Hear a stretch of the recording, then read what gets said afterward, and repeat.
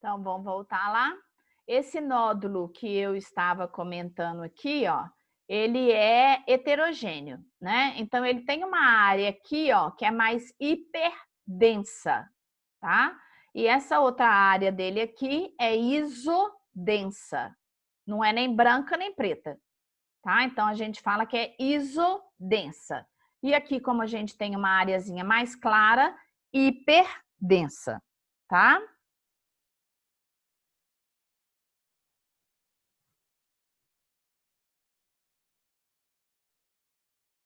Opa, pulei demais. Então, isso em relação à densidade dos possíveis nódulos que a gente possa ver na mamografia. Aqui a gente tem outros também, ó. Quanto à questão da malignidade, aquilo que eu falei para vocês, né? O aspecto espicular da lesão vai determinar a malignidade dela. Então, olha a direção da seta, tá? Menos maligno. Aliás, esse aqui não deve ser nada maligno pela experiência visual, tá? Porque ele é um nódulo redondinho. Aqui a gente já tem um nódulo, ó, mais hipodenso, porque ele tá mais escuro, tá vendo? Então, mais hipodenso. Aqui a gente já tem uma certa desconfiança da malignidade por causa das espículas. E a mesma coisa aqui, tá? Então, se você seguir a setinha,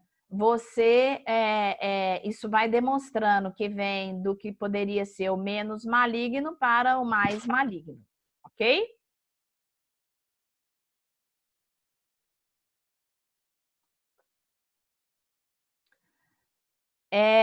Aqui falando ainda sobre a diferença dos nódulos e das possíveis alterações também que nós chamamos de calcificações, tá?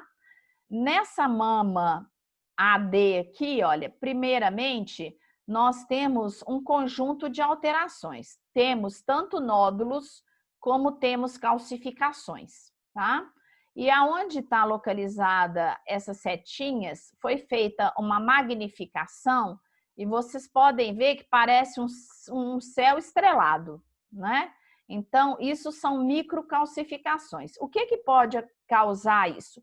Diversas coisas, tá? Vamos supor que essa paciente esteja amamentando. Então, pode ser a formação de cálcio derivado até do próprio leite, que ficou acumulado nos ductos, tá?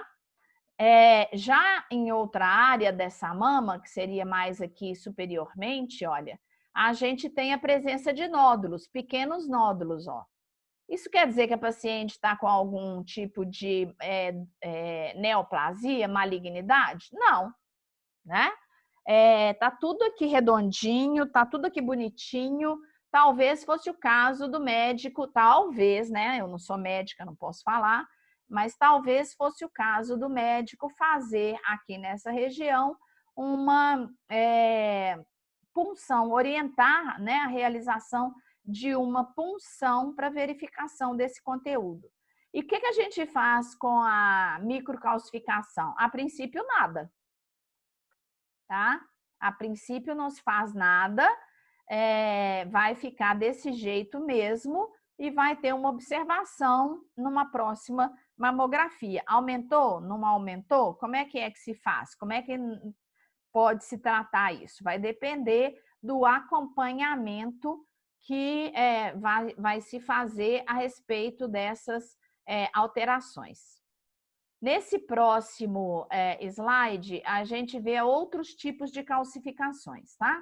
Nesse primeiro aqui, a gente chama de calcificações secretoras. Por quê?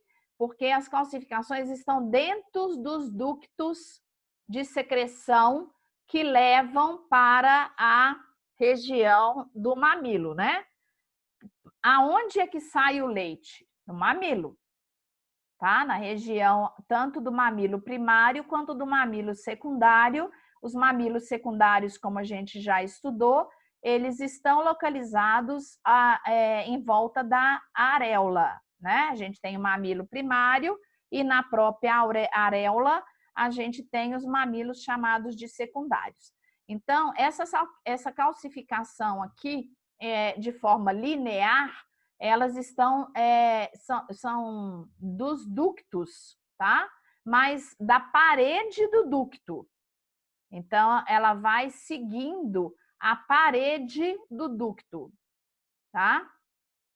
Nesse outro tipo aqui, ó, aqui embaixo, a gente já tem a formação de uma calcificação dentro do ducto. Por que ela tá grande assim? Porque a gente fez a magnificação, tá? Da mesma maneira que a gente tem formação de, entre aspas, porque o nome correto não é esse, né? Pedra nos rins, pedra na vesícula. Já falei para vocês que a gente pode ter também pedra até nos ductos salivares. A gente pode ter pedra dentro dos ductos mamilares, tá? E como que... por que a gente chama de pedra em todos os casos? Porque na maioria das vezes, essas pedras, que o nome correto é litíase, tá? A gente vai ter essa litíase, essa pedra de formação cálcica. Se você mandar analisar a imagem, a gente está falando de uma imagem cálcica, formada de cálcio, em quase 100% das vezes, ok? Nessa outra área aqui, olha, foi um achado, né? Que é uma calcificação mais grosseira, que a gente chama de popcorn. Popcorn é pipoca em inglês. E quando você faz a magnificação dela, assim é que ela vai ser visualizada. Olha, é um nódulo que tem calcificação esparsa dentro dele. Ah, por que chama de milho de pipoca, Juliane? Não sei, tá? Quem descreveu esse tipo de calcificação aqui achou que parecia lá com uma bacia cheia de pipoca. Aí pôs o nome de pipoca, tá? Então, a gente vai ter esse tipo de calcificação aqui, ó, mostrada na magnificação, ok? Como uma calcificação chamada de grosseira, né? E conhecida como popcorn, como pipoca, ok? Aqui nós temos calcificações vasculares. Olha a diferença quando nós temos a calcificação vascular. Vou voltar um slide. Da calcificação dos ductos, da parede dos ductos secretores. É bem diferente a imagem, né? Então, essa imagem aqui é a calcificação dos ductos. Essa imagem aqui, inicialmente é essa, tá, gente? E as setinhas estão mostrando, olha, tá? Foi feita aqui, que é nessa parte de cima aqui, ó, até essa parte aqui, ó, onde eu tô passando o cursor, foi feita a magnificação dessa área, mostrando, então, olha, a calcificação vascular. Ok? Isso pode ser secundário a uma doença aterosclerótica? Pode. Essa paciente pode ter calcificação em outras áreas vasculares do corpo dela? Pode, tá? Aterosclerose é a doença vascular, quando há um depósito de cálcio nos vasos, normalmente arteriais, tá? Na maioria das vezes, arteriais, mas pode ter no venoso também, ok? Então, aqui é uma calcificação vascular, foi feita essa primeira imagem aqui e depois foi feita a magnificação da imagem do lado de cá para uma visualização melhor da estrutura. Qual um outro caso que a gente pode ter um aumento vascular? Não sei se vocês estão conseguindo perceber nessa imagem aqui. Não é que pode ter, não, tá? Na imagem, não. Mas pode ocorrer também. Se eu tenho alguma alteração sugestiva de um tumor e de um tumor maligno, na maioria das vezes, os tumores malignos, eles são muito vascularizados, tá? Então, a gente pode ter um aumento da vascularização para uma área tumoral. E isso também pode levar a uma imagem de calcificação das artérias, no caso, porque o que alimenta o tumor para ele aumentar de tamanho é o sangue, porque é o sangue que traz, entre aspas, alimento para as células, não é? Então, sendo uma área de tumor, o que é o tumor? É um crescimento anormal das células dentro de um determinado lugar no nosso corpo. Especificamente aqui a gente está falando da mama, então seria um tumor de mama. Normalmente, se a gente observar, a gente vai ter um aumento da vascularização para essa área do tumor, porque é o sangue que vai alimentar esse tumor para que ele cresça, tá? Então, a fisiologia de qualquer tipo de tumor se dá dessa maneira. Aumentando o tumor, aumentando a vascularização, a gente vai ter um aumento do tumor, porque o sangue vai alimentar esse tumor, ok? Não é o caso aqui. Aqui é um caso de aumento da calcificação na parede dos vasos. Eu só utilizei o exemplo para poder comentar isso com vocês, ok? Dúvidas? Então, vamos seguir. O que a gente chama de calcificação distrófica é aquilo que não tem muito vamos dizer assim, uma característica muito comum. Ela pode ser amontoadinha assim, ó, como está aqui nessa primeira. Ela pode ter algo aqui, é uma magnificação dessa aqui, tá? Então, tá vendo que tem um grupamento aqui, ó?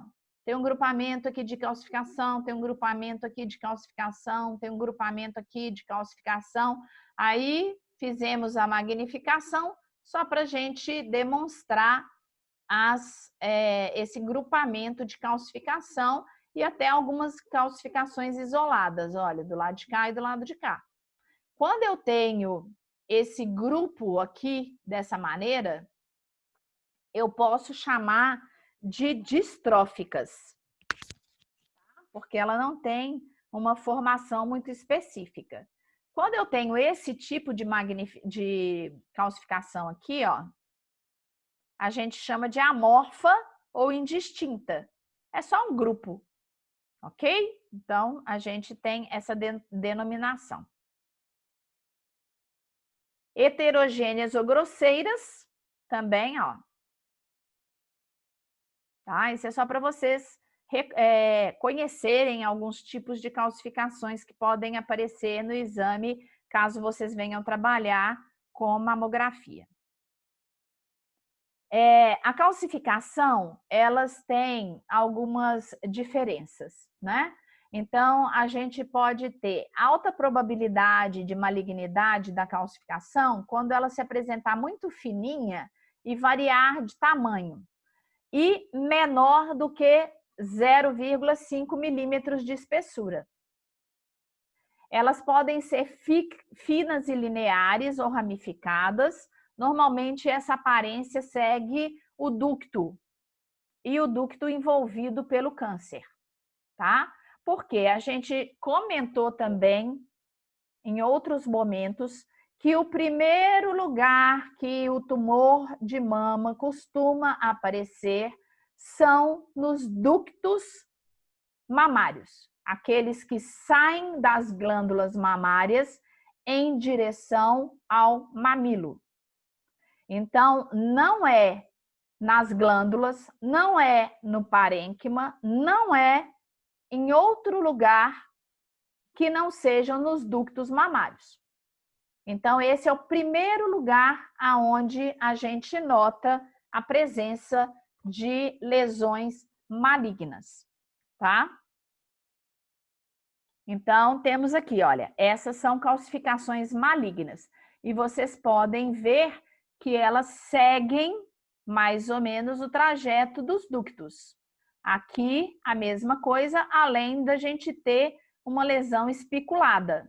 Aqui são as finas, menores do que 0,5 milímetros, tá? Aqui as lineares ou ramificadas. Então, também estão seguindo os ductos mamários, que saem da glândula, né? E vão em direção ao mamilo, levando os ductos servem para isso, né, gente? Não é que nesse caso aqui a paciente esteja amamentando, não é isso, tá? Mas, desculpa que mexi na imagem. Quando a gente tem alguma calcificação seguindo os ductos mamários, estando a paciente amamentando ou não, a gente tem que fazer uma pesquisa, a gente e o médico, né? Tem que fazer uma pesquisa mais apurada para ver se se a paciente apresenta lesões malignas, ok? Então, aqui está falando a respeito ainda das calcificações. Linhas finas ou espiculadas irradiando-se de um ponto, retração ou distorção focal da margem ou do parênquima mamário. Pode estar associada a um nódulo, a uma assimetria ou a outras calcificações, como a gente já tinha dito em slides anteriores. No caso, a biópsia é indicada. Mas quem indica isso não é você, né? Quem indica isso é o médico, tá? Dúvidas? Ok.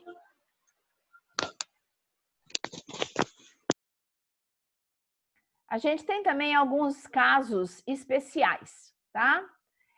Estrutura tubular assimétrica. Então, estão mostrando ali, olha, na primeira imagem aqui em cima, ó. Tá? A gente tem o ducto dilatado. Pode acontecer? Pode. Por que que acontece? Aí quem tem que fazer uma pesquisa para ver por que que o ducto está dilatado. Um linfonodo intramamário é aqui embaixo, ó, na setinha aqui embaixo, tá? É um linfonodo aumentado de tamanho aqui. Uma assimetria global ou uma assimetria focal. Nesse caso aqui em cima, ó, a gente tem uma assimetria global, mas você pode ter também uma assimetria focal. Aqui, ó, nessa região aqui, houve o que nós falamos em um slide anterior aí, de retração do mamilo. O mamilo, ele inverteu totalmente para dentro da mama em si, tá vendo? E a gente tem uma assimetria generalizada no parênquima e ainda uma simetria focal mais relacionada ao mamilo, tá?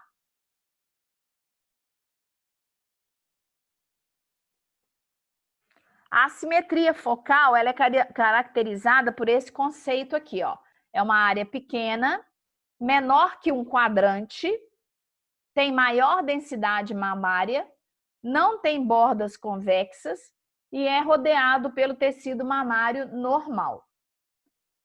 A global tem um grande volume, maior do que um quadrante, tem uma densidade maior e ela não necessariamente ela tem que ter massas ao seu redor ou uma distorção na arquitetura da mama em si.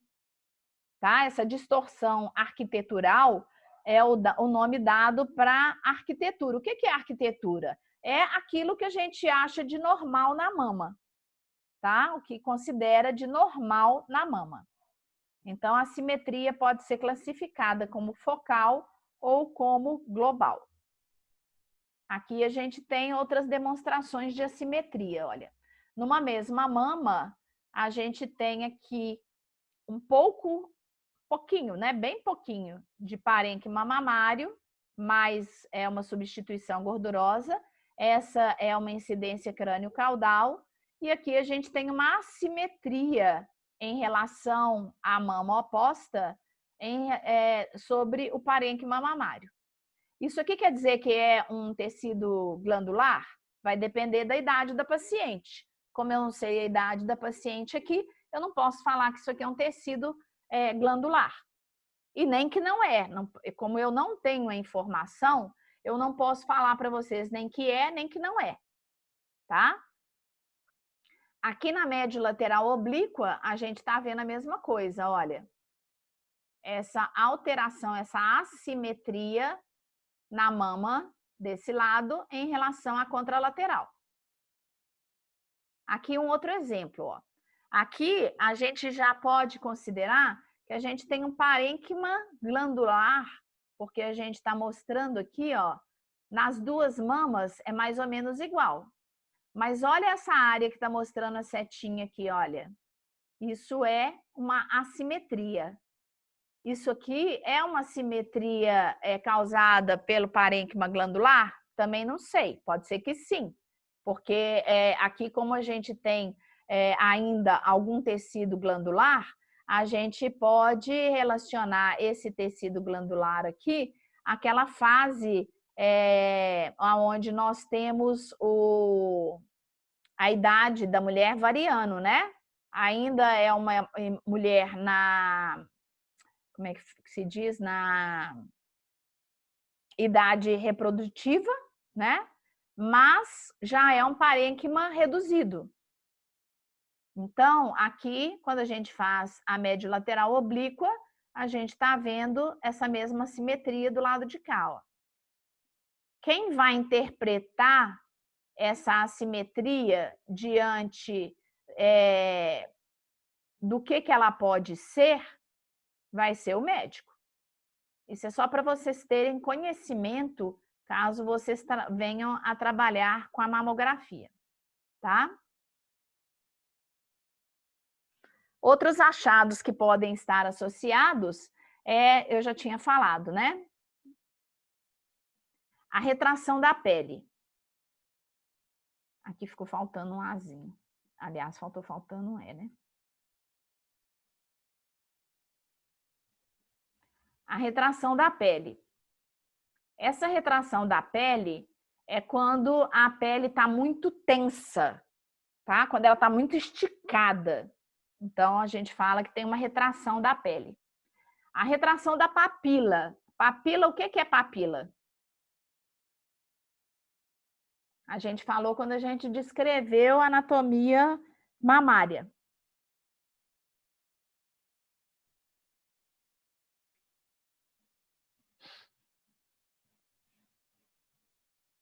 Ju, é onde que o neném mama? Né? Então, é o mamilo, pode ser também chamado de papila, tá? Quando estável, na ausência de qualquer outros achados suspeitos, não é sinal de malignidade, mas a gente vai observar a posição do mamilo, né, ou da papila, na avaliação da mamografia, tá? Tá aparecendo o mamilo, ele tá com aspecto dentro da normalidade que se espera para uma mamografia. Então, ok.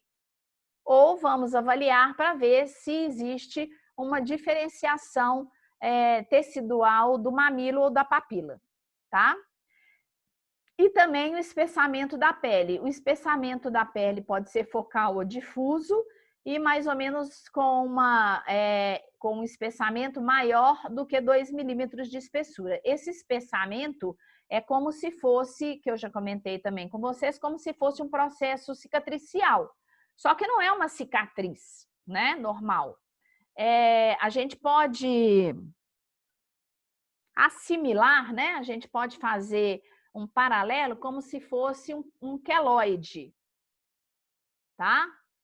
Todo mundo sabe o que é queloide, né?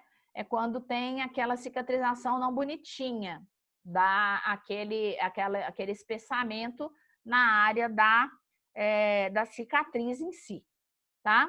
Então, o espessamento da pele, ele faz lembrar um queloide, mas ele pode ser bem localizado, focal, ou ele pode ser difuso, espalhado por toda a área da mama. E ele normalmente tem uma espessura maior do que 2 milímetros. Outros achados, a gente pode ter lesão na pele. Quando a gente tem a lesão na pele, quando a gente vai realizar a mamografia, a gente pode colocar um localizador, tá? O que seria esse localizador? É algum material radioopaco, né? E que vai ser registrado, tá falando aqui, olha, registrado na ficha do paciente. Porque se eu não colocar essa observação na ficha do paciente, eu posso induzir o médico a um erro. Mas se eu vi uma lesão na pele, vamos supor que seja um espessamento da pele, eu posso colocar ali um marcadorzinho radioopaco para determinar a lesão na pele. Mas quando eu for enviar para o médico a imagem, eu ponho na ficha do paciente. Coloquei um marcador. Então, isso aqui não é uma lesão. Isso é um marcador para que você identifique a lesão na pele da paciente, tá? E a chamada, que nós já comentamos também, a adenopatia axilar, são os linfonodos que estão aumentados. Eles estão aumentados e não substituídos por gordura. Eles estão aumentados mesmo. A gente vai ver isso, falar sobre os linfonodos na próxima aula.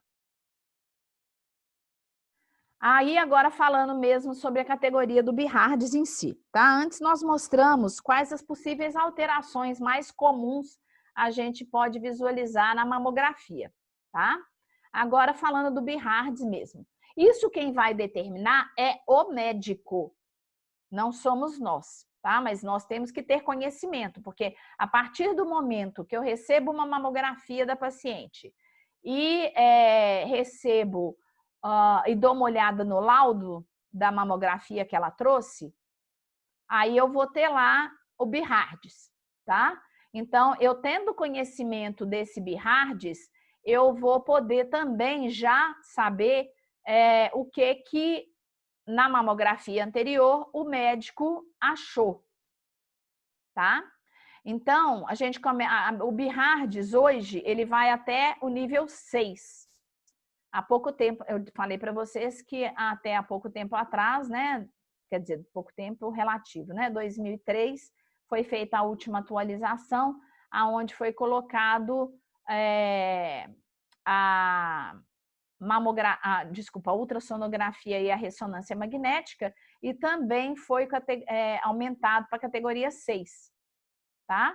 Então, nós temos aqui, ó, Bihardes 0, achados inconclusivos. A mamografia necessita de complementação, seja por meio de incidências complementares, como a magnificação, por exemplo, ou outros métodos de imagem, como a ultrassonografia ou a ressonância magnética. Quem vai falar quais são essas ou incidências complementares ou métodos de imagem, outros métodos de imagem, é o médico que está laudando. Então, não quer dizer que a categoria 0 é ótima, excelente. Não, não quer dizer. Pode ser que tenha alguma coisa ali que o médico que vai laudar o exame, ele suspeitou de alguma coisa, pode não dar nada, claro que pode, né? Mas a gente, como técnico, vai ter que complementar ou encaminhar. Vai acabar o tempo, a gente volta naquele mesmo ID, tá? Vai interromper daqui a 7 segundos. Então, eu já vou dar por encerrado aqui esse pedacinho.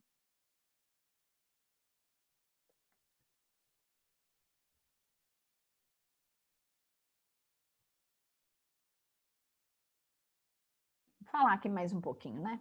Enquanto não acaba aqui.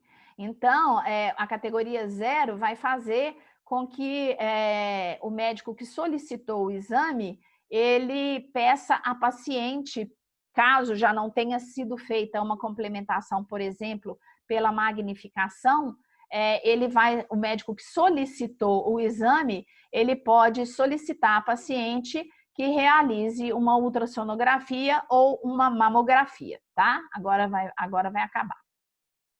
A gente volta no mesmo ID.